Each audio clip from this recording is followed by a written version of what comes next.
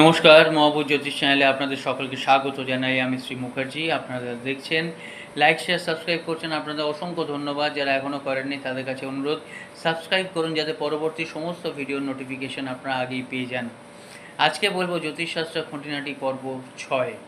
আপনারা দেখছেন যে রাজ্যকারী গ্রহ বলে একটা গ্রহ আছে, প্রত্যেকটা 12টা লগ্নেরই রাজ্যকারী গ্রহ আছে। সেই রাজ্যকারী গ্রহ যদি ভালো থাকে তাহলে সেই গ্রহকে যদি আরও ভালো করা যায় তাহলে কিন্তু আমাদের কোনো অশুভ গ্রহ কোনো কিছুই সেরকম করতে পারে না। যদি ভগবান তাকে যার সহায় থাকে তাকে কে কী করতে পারে, সেই একটা ব্যাপার।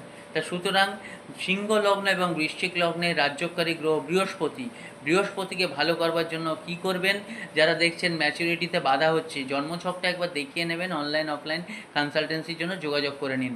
আপনারা ছোলার ডাল প্রতি বৃহস্পতিবার দিন মন্দিরে দেবেন।